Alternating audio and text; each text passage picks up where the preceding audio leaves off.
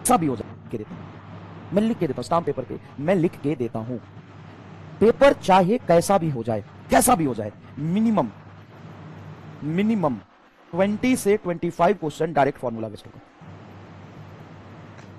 Single एक formula लगेगा और उसका आंसर आएगा। तू मेरे से लिखवा ले स्टाम्प पेपर पे लिख के दे देता हूं।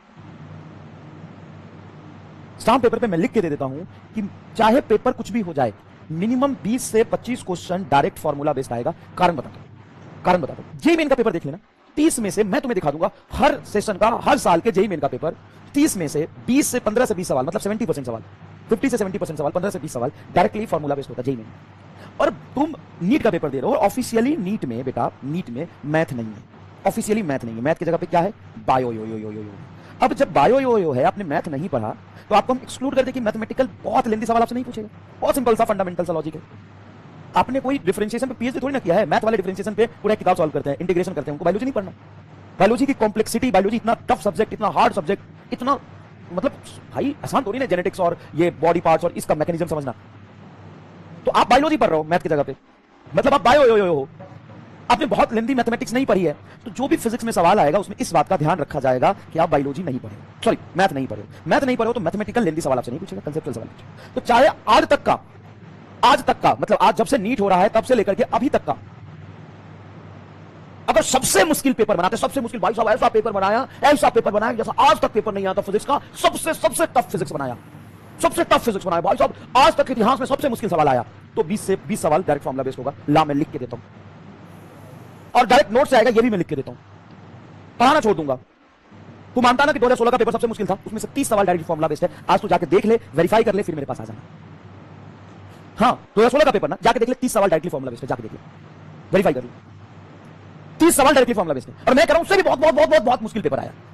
जनरल मिसकंसेप्शन है भाई मेरे, यार ढंग से समझने की कोशिश कर, फिजिक्स को पहले फील कर, कंसेप्चुअल एनालिसिस कर, उसके लिमिटेशंस को समझ, फार्मूला को समझ, फार्मूले पे 20 सवाल कर, इससे ज्यादा क्या करेगा?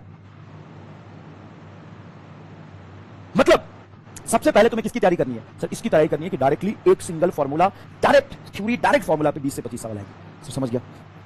अब आते हैं 10 से 15 सवाल ऐसे होंगे, 10 से 15 सवाल मतलब 20 से 30 हो गया और 15, 25, 40 हो गया। ऐसे सवाल आएंगे जो मीडियम लेवल के होंगे, जिसमें लैंग्वेज थोड़ा सा टफ होगा, लेकिन होंगे डायरेक्ट फॉर्मूला बेस्ड हैं। सर लैंग्वेज वाले क्वेश्चन की प्रैक्टिस हो जाएगी तो काम हो जाएगा। हाँ मीडियम लेवल के साथ। और 5 से 10 सवाल आपके कुछ, 5 से 10 सवाल कुछ आपके, आप लेवल अप एकदम लेंदी होगा। इस पेपर को कहेंगे सबसे टफ पेपर, इस पेपर को कहेंगे सबसे टफ पेपर, सबसे मुश्किल पेपर आया तो ये होगा पैटर्न। अब तू बता, तो इसकी तैयारी करेगा, इसकी तैयारी करेगा, किसकी तैयारी करेगा? तो इसकी तैयारी करेगा ना पहले तू 80 से 100 नंबर की तैयारी करेगा ना, 80 से 100 नंबर तेरे डायरेक्ट फॉर्मूला के आएंगे। उसके बाद बहुत मुश्किल है तो यहां पे जाके अटकेगा तू। अब यहां पे क्या देखेगा कि यार मीडियम लेवल के क्वेश्चंस जो थोड़े लैंग्वेज वाले होते हैं उन सब की प्रैक्टिस करेंगे, फिर थोड़ा सा लेवल अप करेगा। ठीक है, ये सबसे टफ पेपर की कहानी। अब अगर मीडियम लेवल का पेपर आता है तो क्या होगा?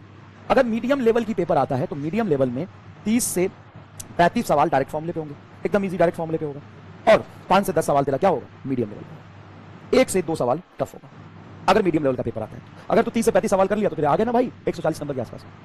और जैसे 20 और 21 का इजी पेपर आता है, इजी पेपर आता है तो इजी पेपर में तुम्हारा 35 से 40 सवाल डायरेक्ट फॉर्मूले पे था। हाँ 35 से 40 सवाल था और 15 से 20 सवाल मीडियम लेवल का था। टफ बहुत लेंदी, 1-2 भी नहीं था। तो ज्यादा प्रोबेबिलिटी किसकी है? अब पेपर आने की ज्यादा प्रोबेबिलिटी इसकी और इसकी, इसका नहीं है भाई। ये तो एक्सट्रीम केस बताया मैंने, तो इसी में खुश हो गया था। ये तो मैंने एक्सट्रीम केस बताया, बहुत होगा तो ये होगा।